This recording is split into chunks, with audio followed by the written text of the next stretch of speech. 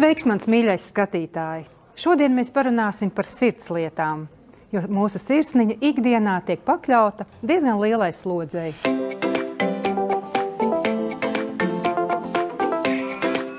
Uz sarunu esmu aicinājusi ģimenes ārsti Karīnu Verneri.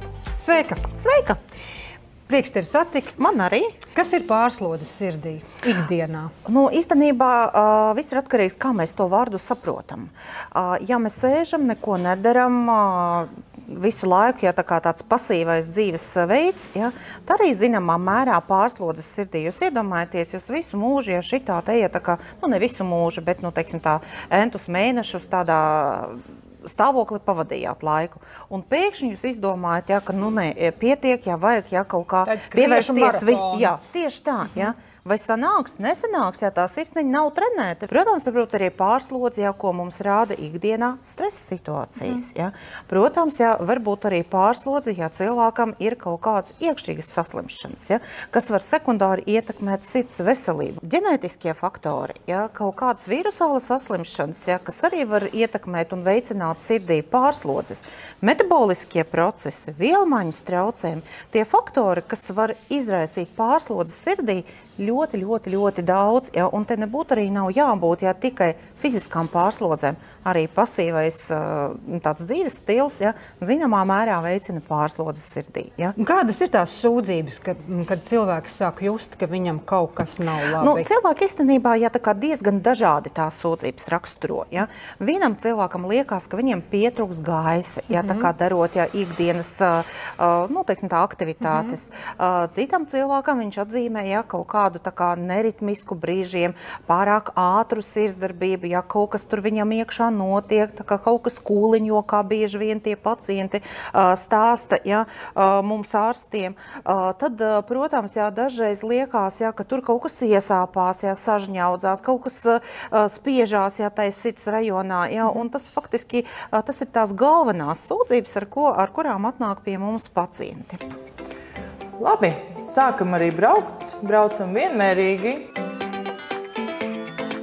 Šajā brīdī veicam slodzes testu, ja veloergometriju ar mērķi noskaidrot konkrētā cilvēka slodzes toleranci, kāda ir asinsspiediena reakcija pie slodzes, kāda ir pulsa reakcija pie slodzes, šī chronotropā reakcija.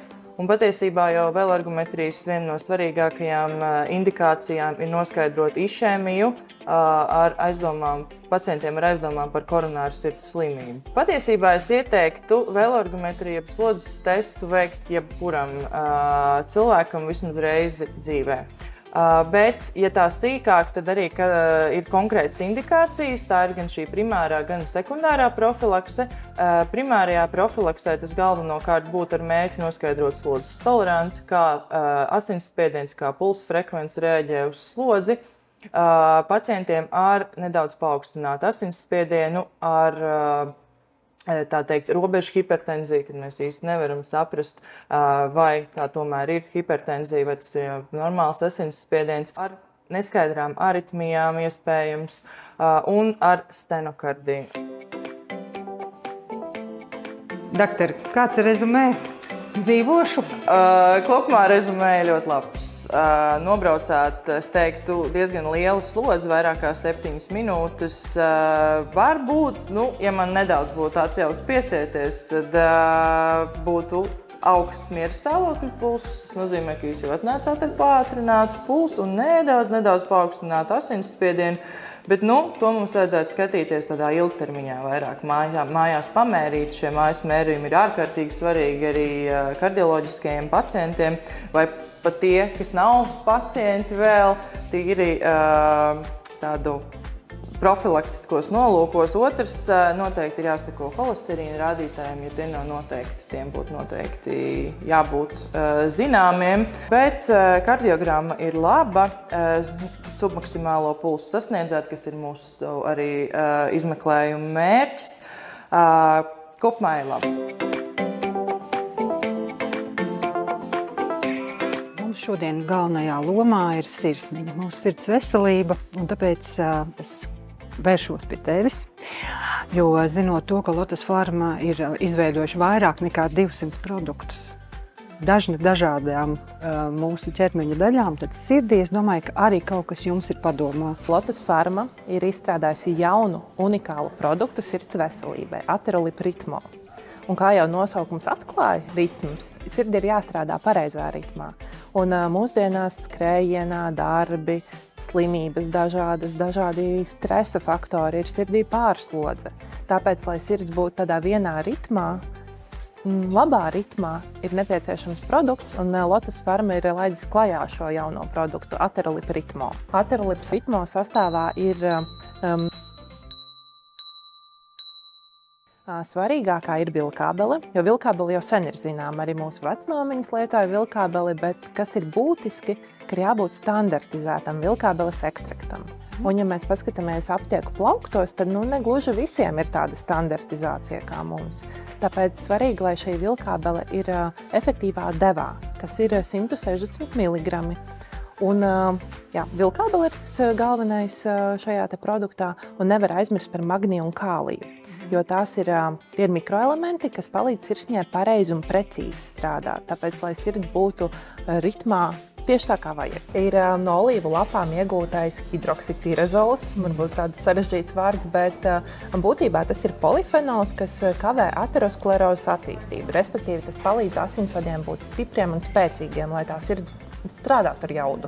Ir novērots, ka ne tikai vecāki cilvēki nāk ar kaut kādām sūdzībām uz sirdi, bet arī jaunos gadus cilvēki nāk un sūdzās, ka viņiem ir kaut kādas galvas sāpes, galvas reiboņi, sirds klauvas, kaut kāda pārsitiena, diskomforta sajūta sirdī. Protams, vajag atbalstu, vajag stiprināt to sirdi, un mēs kā farmaceiti varam arī piedāvāt tos preparātus, kuri var palīdzēt. Tie preparāti, kuriem sastāv, piemēram, ir magnijs un kālijs, vispār mikroelementu to balanse, ļoti svarīgi pareiza sirds darbībai. B1, B6 vitamīni, arī ļoti labi palīdz uzturēt to normālu sirds darbību, protams, vilkābeli. Un tāds viens no preparātiem ir Aterolip Ritmo. Dabīgs, Latvijā ražots produkts, kura sastāvā ir gan vilkābele, var samazināt to asinsspiedienu, normalizēt sirds ritmu. Ir arī tiamīns sastāv, kurš palīdz uzturēt normālu sirds darbību. Aterolip Ritmo mēs varam ieteikt gan jaunākiem mūsu pacientiem, kuriem ir, piemēram, pārslodze vai kaut kāds uztraukums, liels stress, kas ļoti noslogo to sirdi. Gan arī pacienti, kuri sūdzās par paaugstināto asinsspiedienu, kas tas augsts asinsspiediens nemanāmi pārsloga mūsu sirdi, un, protams, arī vajag to palīdzību. Tad šim visam var palīdzēt Aterolip Ritmo, kuri jālieto vienreiz dienā, kopā ar ēdienreizi, pirmajā dienas pusē, un tas var tiešām palīdzēt atbalstīt mūsu sirdi, uzlabot to darbību, un stiprināt to. Aterolip Ritmo ir brīnišķīgs jūsu izgudrojums, jūsu farmācijas Lotus Pharma izgudrojums, bet saki lūdzu, kāds ir tavs dzīves ritms un kā tu spēcini savu sirdi?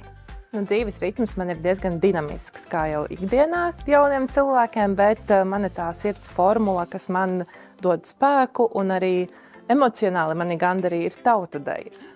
Jo tā ir gan slodze tomēr, ir jāpieslēdz prāts, jo nav tā, ka tur var darīt visu, ko grib, ir jāsako kādām instrukcijām līdzi, un tomēr es tiekos ar draugiem, un mēs dejojam ar partneri, mums ir tās attiecības savstarpējās, un tā kā tas jau arī stiprina to sirdi, ka tu dari to, ko tu mīli, ka tu ēd to, ko tu mīli, augļi, dārziņi un pārējais, un esi, lai tevi arī citi mīlētu. Tā kā ar Aterolip Ritmo mēs varam stiprināt, uzlabot un spēcināt sirdi, bet vajag arī aktivitātes ieviest dzīvē. Katrā ziņā man šķiet, ka dēja ir tā laimes formula, jo tā kā tu teici, ka tas nav vienkārši, tas ir ārkārtīgi sarežģīti, bet skaisti bez gala. Un sevišķi koncertos, ka mēs visi sēžam un priecājamies par jūsu padarīto un jūsu sirds gavilē. Paldies liels par sarunu, paldies par produktu, mēs ļoti priecājamies un lai jums veicās un lai mums veicās. Paldies!